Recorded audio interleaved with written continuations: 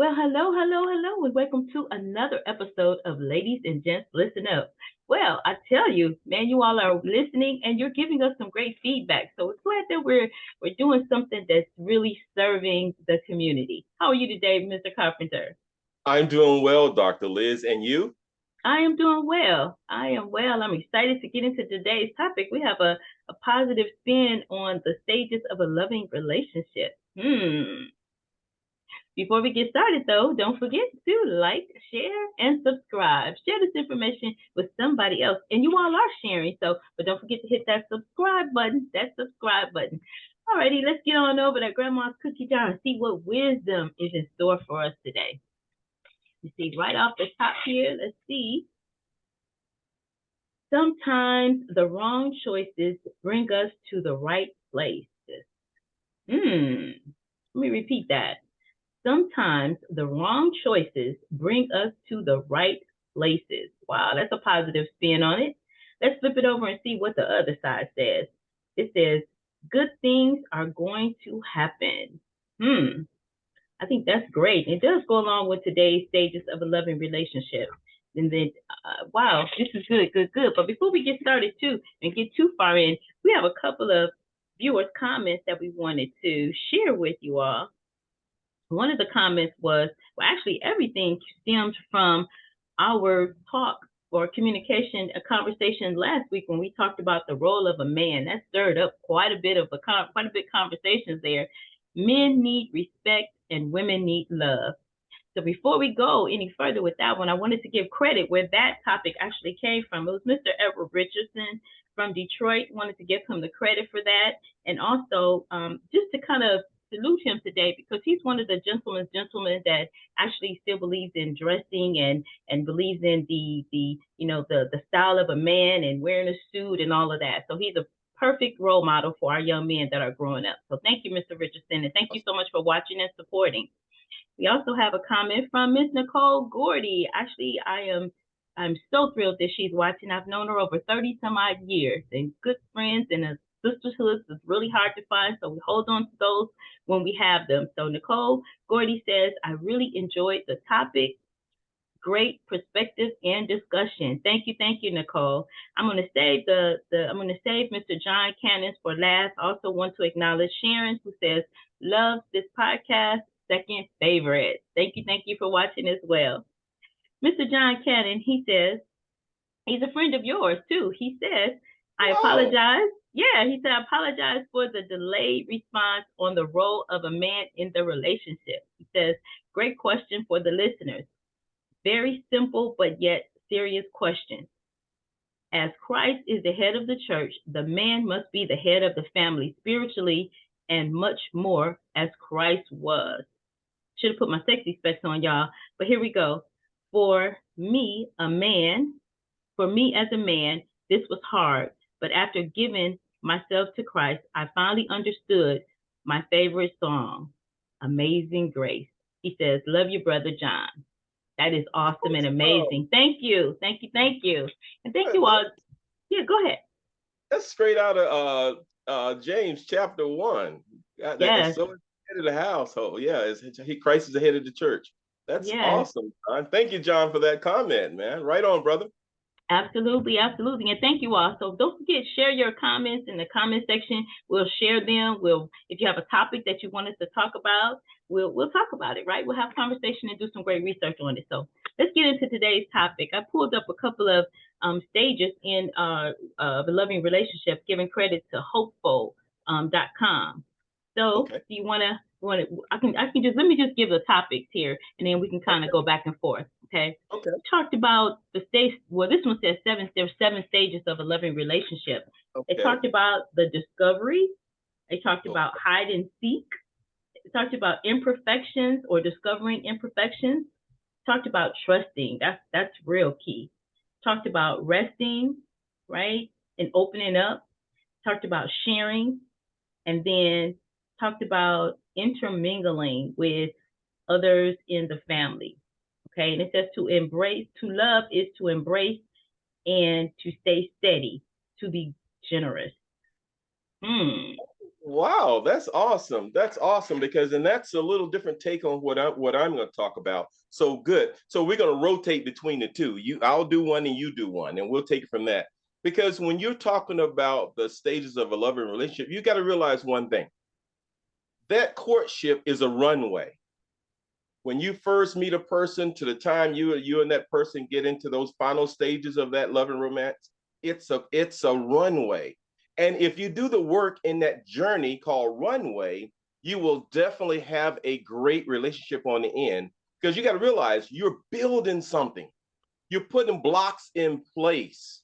And those stages are something you have to go through because if you go through those stages, they will give you the bricks and the foundation and the solid start. So when you get into that further future of your relationship, you have something to look back to and something to pull on. Because in this world and time, no matter what the relationship is, whether it's a good relationship or a bad relationship, they all need work. And if you set the foundation first, it makes all the difference in the world. It's easier when you have those discussions and those long-term events. Now, if you do any study on the love relationships or the loving stages or the stages to fall in love, you're going to either get 4, 5, or 7 different stages there are. I'm going to talk about 4 and 5, and my colleague, Dr. Liz, will talk about the 7. All right. Now, the first one I want to talk about, and we're going to have fun today because this is the perfect time of year to have this conversation. Because now, if you notice, we just got out of Easter, we're coming into Mother's Day.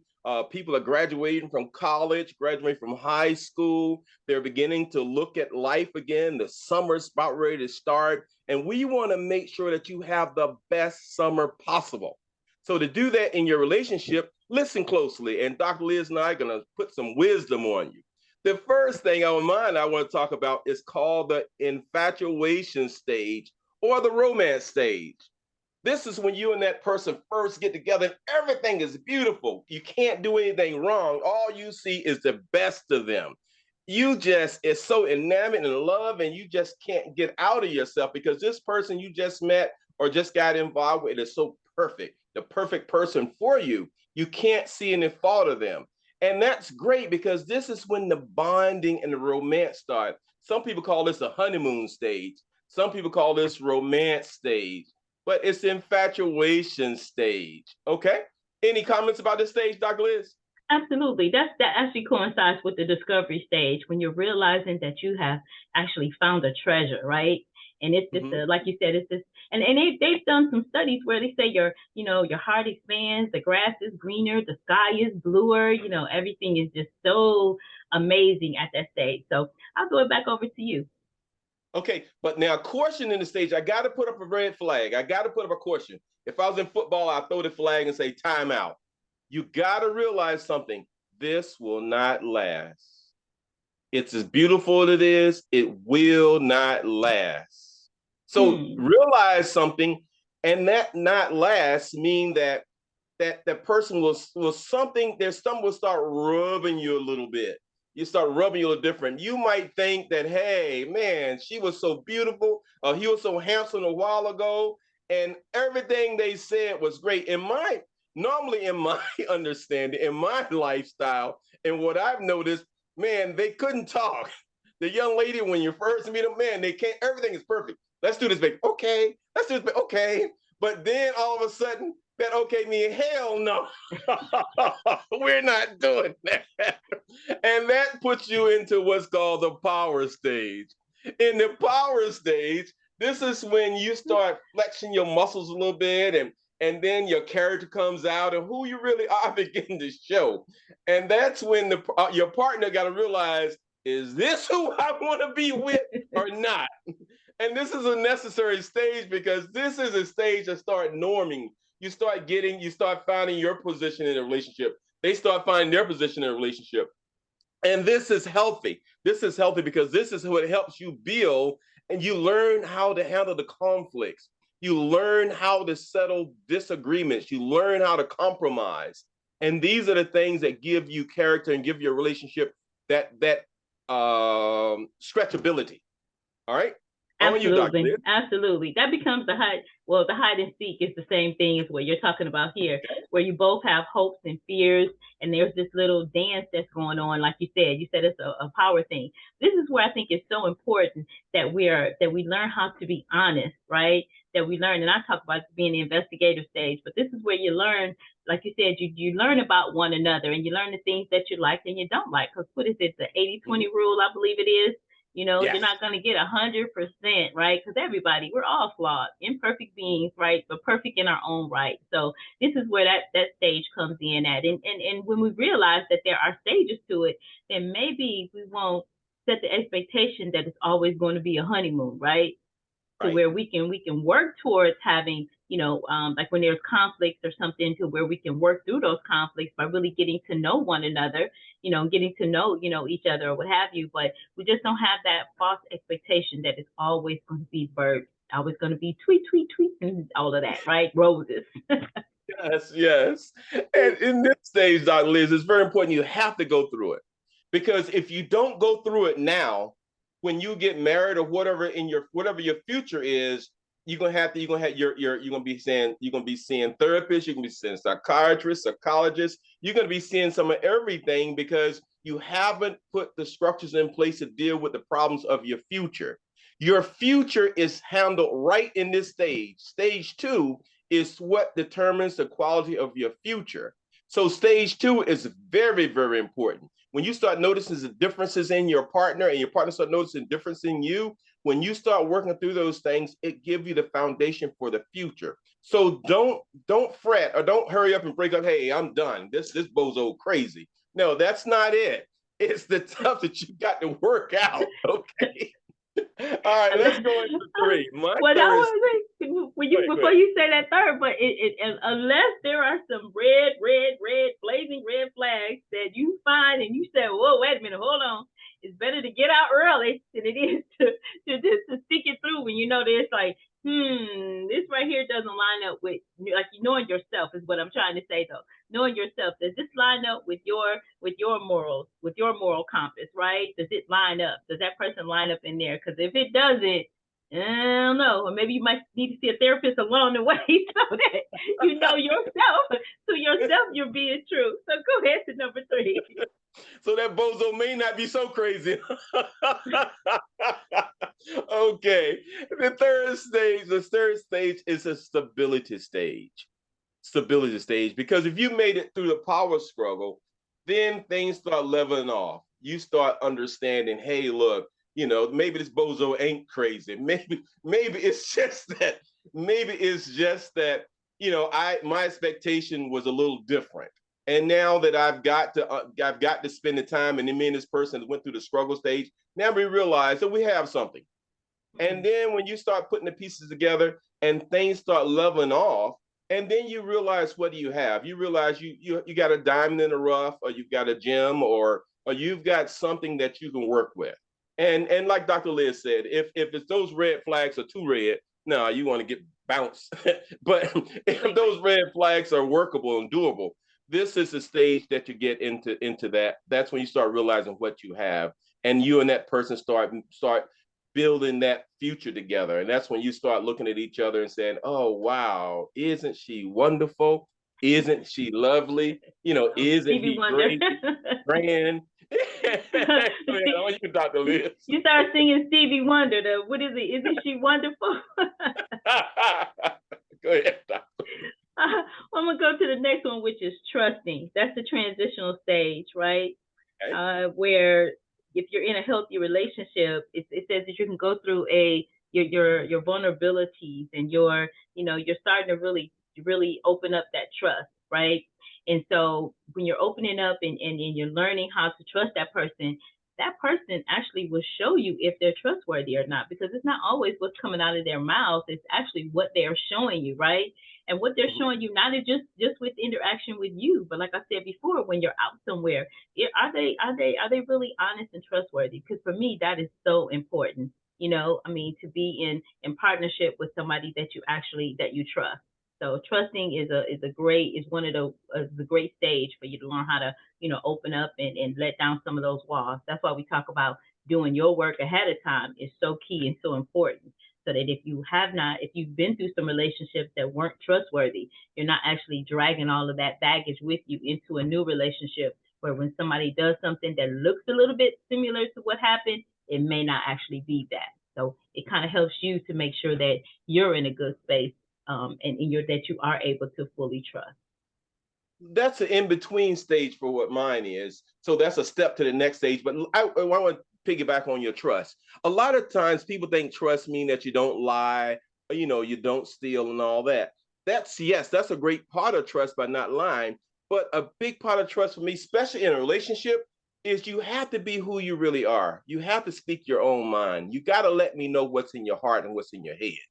Because if you're going to hold back and you're going to give me the person you think I want from you, then I'm missing a big part of you.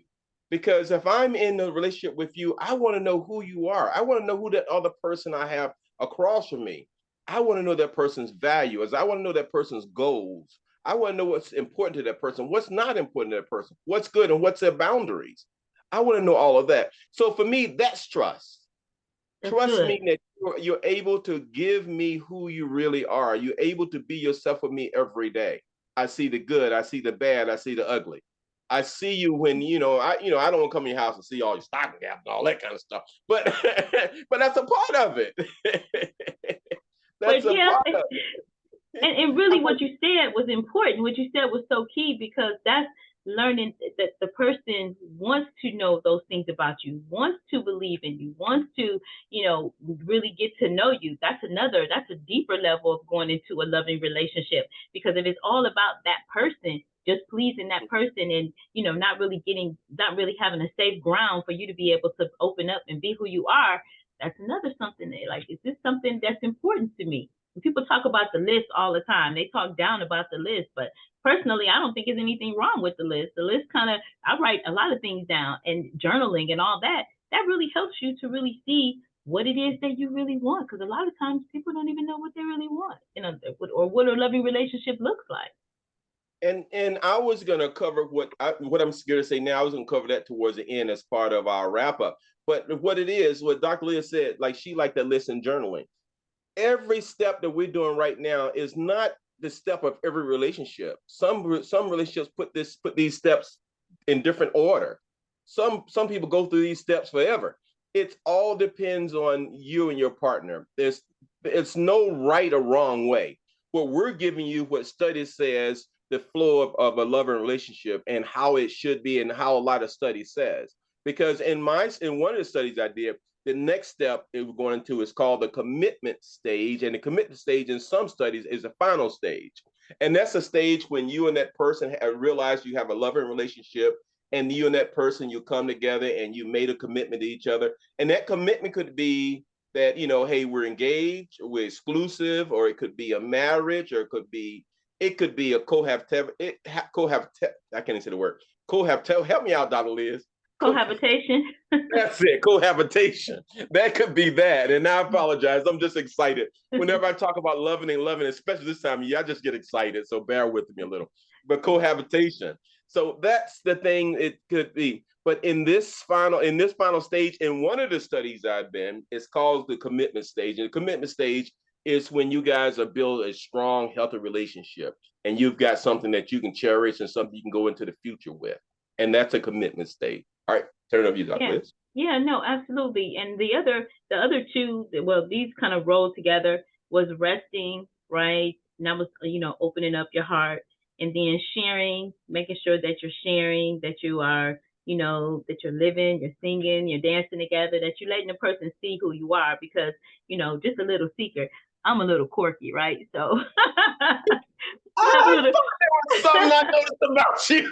I have a little quirkiness about myself. So, so really, it would be, for me to feel comfortable and safe, that I can, let that quirky side out. Cause I love to dance and I love to sing. And, I don't think they're going to give me a contract for singing, but I like to sing. Right. So just showing that part of myself. And then, the intermingling side of it is the end and the beginning. So it's like you said, you're coming into love in a fuller form, right? And you said commitment, right? And also it is important that you talk about these things, because a lot of people, they end up married, they don't follow any type of steps or anything. They end up married, and then all of a sudden they start talking about things, and it's like, I didn't realize that, or I didn't know that. And it was something that was really important that could have been a deal breaker before, right? But now you've already fully committed and you're married and such, or what have you. So it's important to get these things, to talk about these things. I don't know. Why do you think it's so hard for us to, you know, just open up and talk about the things that are important to us? Why do you think that's like doesn't happen? I mean, it's rare. It's because you got to realize something. It's our first law of our first learning. A lot of us, we model our parents. We model what's important to us, because a lot of times, if you always put on the back burner, and and you have to kind of put what you want out there, and what you say out there go against the norm. Let's say I want to invent a new pen. Now there's big pens. There's a whole bunch of pens out there already. Now, if I want to put a new pen out, I've got to, what I put out has to go against already what's out there.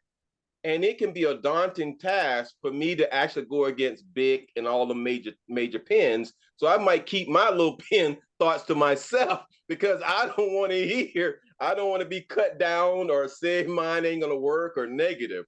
Because a lot of stuff, when I say first learning, a lot of stuff your parents tell you when you're first learning is for your protection. No, Johnny, no, Sally, don't do this. No, Sally, it's dangerous. Look before you cross the street. A lot of these things are meant for your protection. A lot of these things are meant to keep you safe. But when those no's get so regular and come so quickly at all the time, a lot of time with children, when we hear, oh man, and my thoughts ain't no good. They're not gonna want to listen to it. So we hold back the fear of rejection. So we won't say our true feelings a lot. So a lot of times you got to realize we have to be coached, and that's what that vulnerability is all about in a relationship. And that's what this commitment stage is saying. This commitment stage, in one instance, is the final stage, where you build those lasting relationships, where you get a partner that fulfills you, a partner that understands you, a partner that you can be vulnerable with, a partner that you can let your hair down, a partner you can tell things. Let's say you have a problem. Let's say you have a skin condition that's really bad that you really haven't shown yet. In that commitment stage, you show that. Or let's say you have a problem with your hair. You might have, when you show them you always have a wig on or something, you might have a problem with your hair, and they haven't really seen that yet. This is when you show that in the commitment stages, when you start showing that. When you're there, you start showing these things, because now you're vulnerable enough. You have something. You and that person now trust each other enough to be who you really, really are. Let's say a man has, and this is common stuff, ED, have a problem where they can't do some things, and then this is when you have those conversations. And then this is when you feel vulnerable enough to show those things, to let those things out. And that's why. So Right. that's a big issue. Go ahead. Yeah, and I think in that part of it, in that getting to know one another, like on that deeper level, I think sometimes folks have it a little bit confused. They'll show too much at the beginning, right? And then Yes. if that person turns away or what have you, that's another hit of rejection, right? Where you didn't really let it get through those stages, because there are stages in order to get to a place where you can feel vulnerable, and that person have shown you enough that they're trustworthy in holding your deepest intimate secrets or what have you. And then you continue to you build that relationship from there. One of the things that the article in Hopeful said was, the secret of creating a successful, loving relationship is to realize that it is always changing. So it Yes. should be always Yes. growing. Like you shouldn't expect for your partner to be the same as they were even yesterday.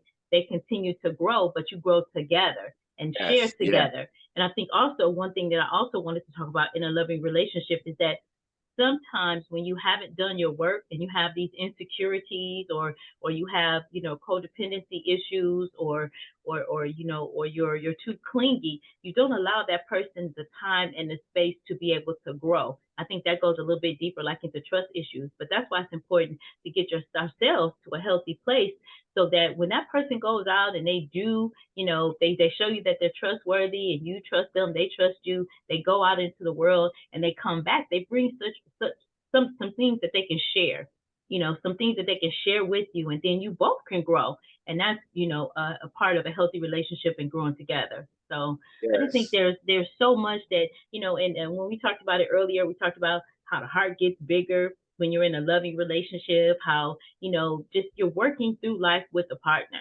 right? Versus when you're in an unhealthy relationship where, you're not growing. So you should be growing, you should be thriving, just you should be able to be your full authentic self with your partner. Girl, you said a mouthful. Then you said three different things there. You said first that when you show too much on the beginning, and that's value added. And that's value added. You can't give everything on the beginning because you haven't built any value in a relationship. You haven't put enough deposits. You haven't put enough emotional deposits, enough positive emotional deposits there to make a person want to go the distance with you. Because that's what you meant. You have to put those positive emotional deposits into that relationship before you can let everything out, because you're scared the person away. And that's why the stages are so very important. And then you say clingy, and you brought up clingy. Well, clingy or needy. Some people call it clingy, some people call it needy. A lot of times, and this is me talking now. This is me talking. You might want to chime in afterwards, Dr. Liz. When you are very needy on the front end of a relationship, and once again you haven't put all those positive emotional deposits into the relationship, it makes it very difficult for the person, because the person that your partner have to realize, am I going to be comfortable with this solid tug so much on the relationship when I can't be myself because I'm so demanded or strapped in emotional time and vestige in this other person. That's what some of the things you have to think about. Right. And that's in the commitment stage.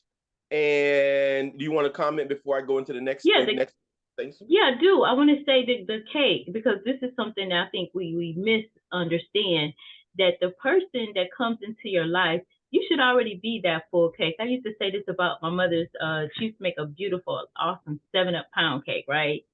So you should be that whole 7-Up pound cake, in my opinion. You should be that whole pound cake, right? So that cake is good on its own. Now, when she came and slapped on a little bit of lemon icing, it just took it to the next level, right? It just makes your mouth water and back to your tingle, right? But being that whole cake, right? Being the whole ingredients, don't expect for somebody else to come into your life and make you happy, right? Whatever it is that's causing you to not be in that happy space, find that for yourself first. Then when you come to the table and that person is a 7-Up pound cake and you're that lemon icing or whatever type of icing you want to put on there, now you have a recipe for a great future together.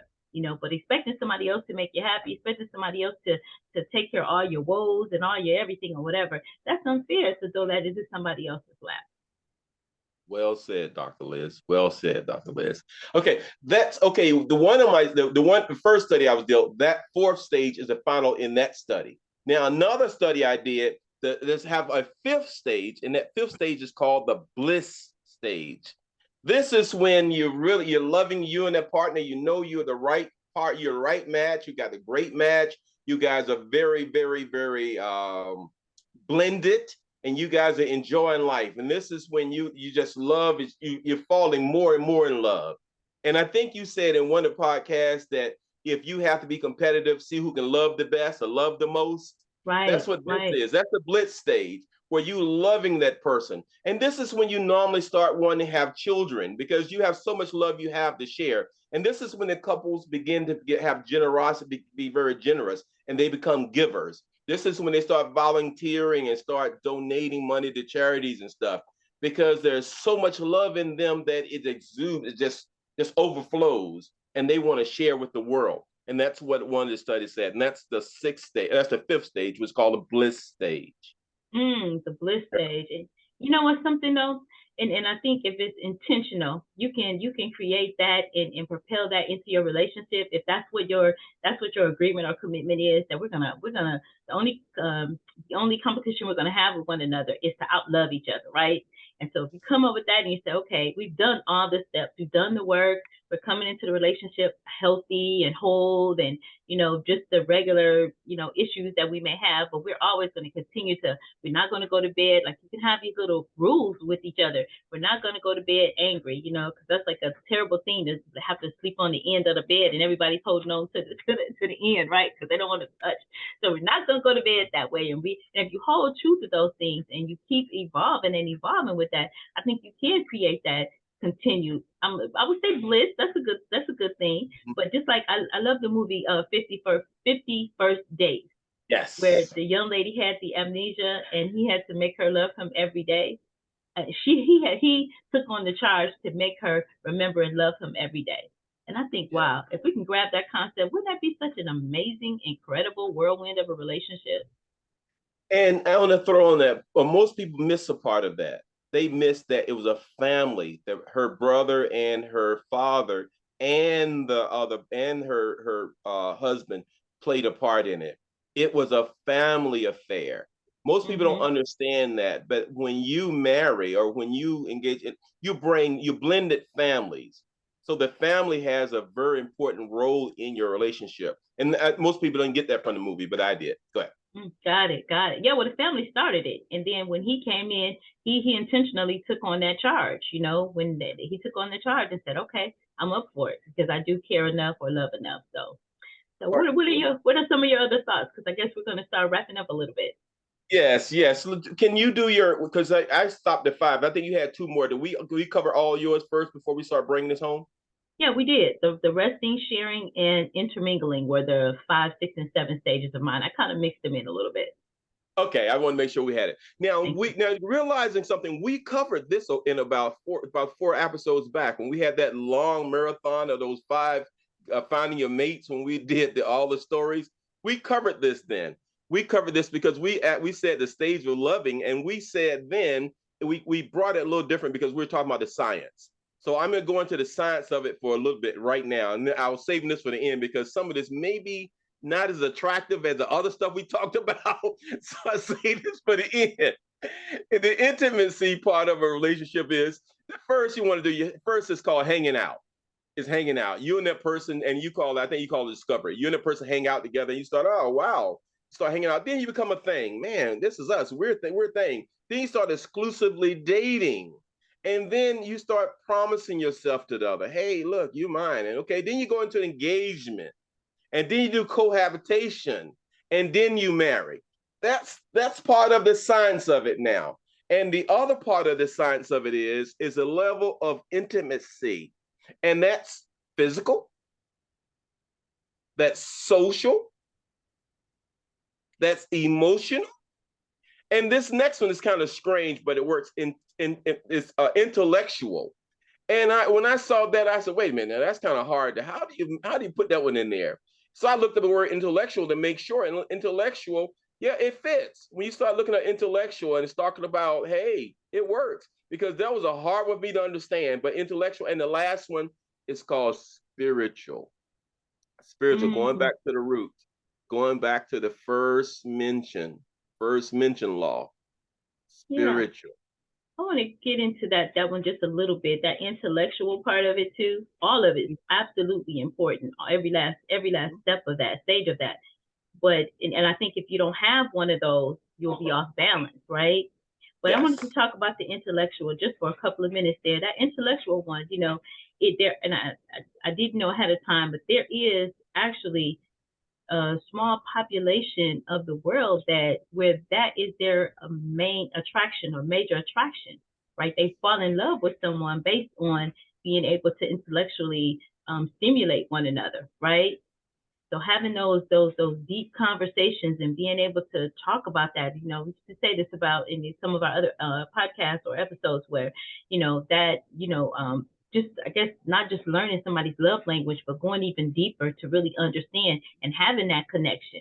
So I'm glad that you brought up the part about intimacy, because I think sometimes we think that intimacy is just sex, pure, and it's not. It's so much more.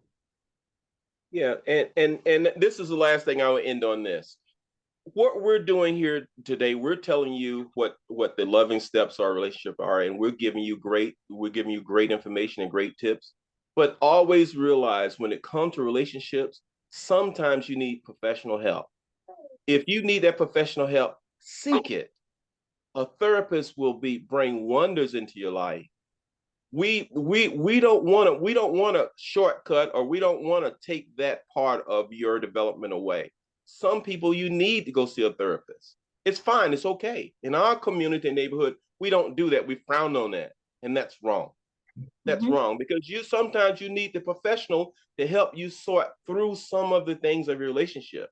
And it could be a partner. You and your partner could do it, or you could do it yourself. Always get the help Absolutely. you need, because it's your life. The time, you can't redeem the time. Please, you can't redeem the time. So don't waste time trying to figure it out. If you can't figure it out, get the help you need. On that note, Yeah. I'm all in, Dr. Liz. I want to just reiterate that, or reemphasize that it is important that we do, because it's really like we blow it so out of proportion, like it's such a stigmatism against going to get therapy, and it's just really talking it out. It's talking out and getting another perspective. So, like you said, I applaud those that do go take that step, and go and make sure that they have help with that. So, with that being said, you all don't forget, this was great. This was a nice, smooth session, or episode today. You all don't forget to like, share, and subscribe. Share this information with somebody else. And make sure you hit that subscribe bell or button and the bell so that you know when we're putting up another episode.